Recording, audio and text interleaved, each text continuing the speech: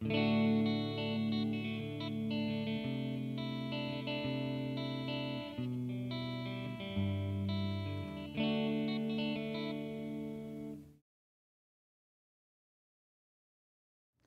next participant in the extra program, Dr. Penny Sutcliffe, can undoubtedly expect to have a very busy fall as she and public health specialists from across the country deal with the threat posed by the H1N1 influenza virus.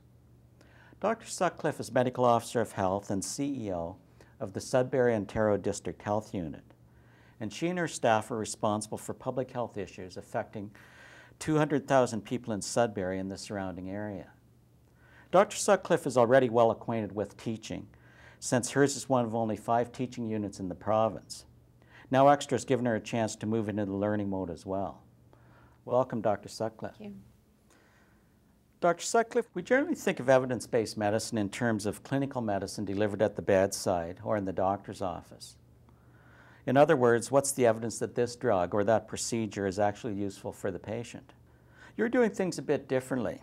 And with your extra intervention project, you're attempting to apply evidence more consistently when developing public health interventions in healthy public policy. What have you learned so far? It's a good point, and it's true. Our project is around looking at effective public health, local public health actions to reduce inequities in health or to improve health in our local communities. And what we found, in fact, is that some of the traditional hierarchies of evidence, randomized control trials down to case control studies, etc., actually don't work so well in this kind of intervention research. So in fact, we're finding that other types of research is really important to look at. The gray articles, as we call them, the gray literature, expert opinions, etc. Similar kinds of rigor needs to be applied when assessing that kind of research to know how that's going to inform our practice. But it's been tremendously interesting to examine in the context of the extra program. Now, you're using a team approach for your project, and you're one of the first extra participants to have done this. Are you finding this team approach useful? Knowing what I know now, I actually really would highly recommend a team approach. As a team of 3 people that come from different disciplines, so nursing, a PhD in research, and myself, a specialist in community medicine. So from that perspective, knowing that we bring different perspectives, different experience, different views of what the right questions are to ask, etc., is really enriching. The other piece, of course, is that 3 heads are better than 1, so our ability to actually problem solve together, to discuss issues, potential solutions as we work through our intervention project with Extra is really great. We meet with each other very regularly, formally and informally, when issues arise or if we have aha moments that we want to share with each other, etc. So the other thing is that ultimately we'd like to achieve some significant organizational change. And wherein we all work in different levels and teams within our organization, we think that ultimately we'll be more effective in actually having that organizational change. So it's a really great and enriching approach, I would say, to the program. Now, Extra brings a lot of different people together, as you've been noticing in the residency sessions. Can you tell me a bit about the people you're meeting through the Extra program? And how useful is the opportunity to meet and network with them? The real, I think, advantage in our cohort is, this may not be the case in every year, I don't know, but that we have people who are working in various levels, be it at the local level with regards to direct service provision as a healthcare provider, people at the government level who are working on policy, federal government, provincial government, etc. So it's really tremendous, the professions that are in the program. It's also interesting the mix that we have from across the country.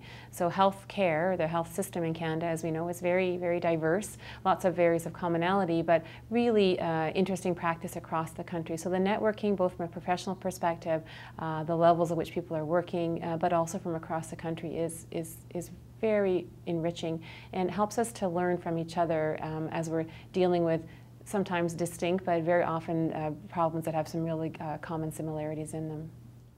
When your participation in Extra ends, what do you hope to take away from the experience? Do you think you'll be a better physician and administrator because of it?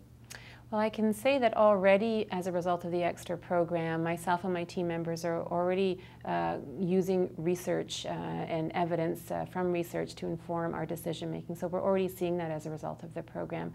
And I guess the other thing I would say is that we are a team of 3 people, but we're also working with a team of many more people at the health unit.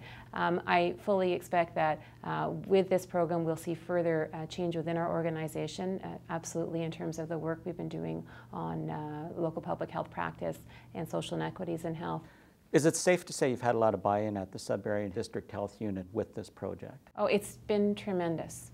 So one thing I would say is that this extra program has really helped us to leverage work that we were very interested in doing anyways. The extra program has really helped us sort of give ourselves a leg up, if you will, to further this work, but to do it much better in terms of the rigor that we're applying to this, to the work that we're doing, the research evidence base for it, the systematic analysis of what our problem is, what potential solutions are, and ultimately what we're going to actually implement to address the issues in our health. And it's been a tremendous experience. Dr. Sutcliffe, thanks again for taking the time to talk to us about the extra program. My pleasure. Thank you.